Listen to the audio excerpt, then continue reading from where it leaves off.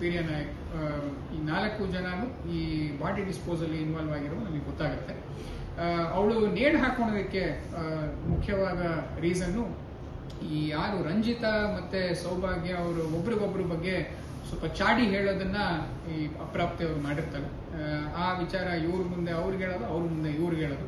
ಇದನ್ನ ಪ್ರಶ್ನೆ ಮಾಡೋದಕ್ಕೆ ಈ 3 ಜನ, ಸೌಭಾಗ್ಯ, ಆಮೇಲೆ ಗಂಗಾನಾಯಕ್ ಮತ್ತೆ ರಂಜಿತಾ, 3 ಜನ ಇದ್ರ ಬಗ್ಗೆ ಅವಳಿಗೆ ಕೆಳಗಡೆ PG ಕೆಳಗೆ ಇರುವಂತಹ ಒಂದು ಸಲೂನಲ್ಲೇನೆ, ಬ್ಯೂಟಿ ಪಾರ್ಲರ್ಲೇನೆ ಅವ್ರಿಗೆ ತಾಕೀತ್ ಮಾಡ್ತಾರೆ, ಯಾಕೆ ಈ ತರ ಮಾಡಿದ್ಯಾ ಅಂತ ಹೇಳಿ. ಅಲ್ಲಿ ಒಂದು ಮಾತಿನ ಚಕಮಕಿ ಕೂಡ ಆಗುತ್ತೆ, ಅಲ್ಲಿ ಒಂದು ಅಸಾಲ್ಟ್ ಕೂಡ ಆಗುತ್ತೆ ಅವಳ ಮೇಲೆ. ಈ ತರ ನೀನು ಎಲ್ಲ ಸುಳ್ಳು ಹೇಳ್ತಾ ಇದೆಯಾ, ನಮ್ಮ ಮರ್ಯಾದೆ ತೆಗಿತಾ ಇದೆಯಾ ಅಂತ ಗಂಗಾನಾಯಕ್, ಸೌಭಾಗ್ಯ, ರಂಜಿತಾ 3 ಜನ ಅವ್ರ ಮೇಲೆ ಸ್ವಲ್ಪ ಗಟ್ಟಿಯಾಗಿ ಮಾತಾಡಿ ಅವ್ರಿಗೆ ಬೇಜಾರಾಗ್ಬಿಟ್ಟು ಅವಳು ಇಮಿಡಿಯೇಟ್ ಆಗಿ ಮೇಲೆ ಹೋಗಿ ನೇಣಿಗೆ ಶರಣ ಹಾಕ್ತಾಳೆ.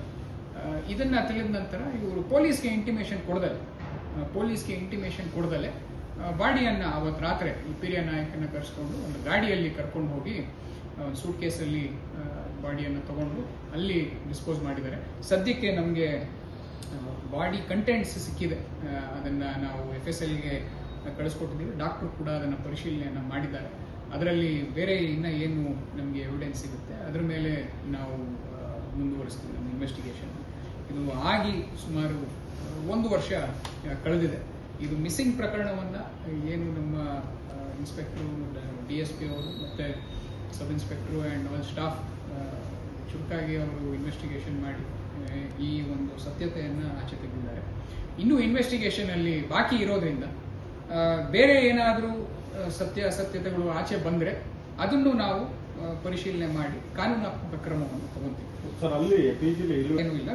PG was fine. PGನ ಅವರು ಅದರಲ್ಲಿ, ಯಾಕಂದ್ರೆ ಈ ಸೌಭಾಗ್ಯ ಅನ್ನೋರು ಆ ಹುಡುಗಿನ ಆಲ್ಮೋಸ್ಟ್ ಮಗಳ ತರಾನೇ ಬೆಳೆಸ್ತಾ ಇದ್ರು. ಆ ತರ ಬೇರೆ ಏನು ಆಕ್ಟಿವಿಟೀಸ್ ನಡೀತಾ ಇರಲಿಲ್ಲ. ಸೌಭಾಗ್ಯ ಮತ್ತೆ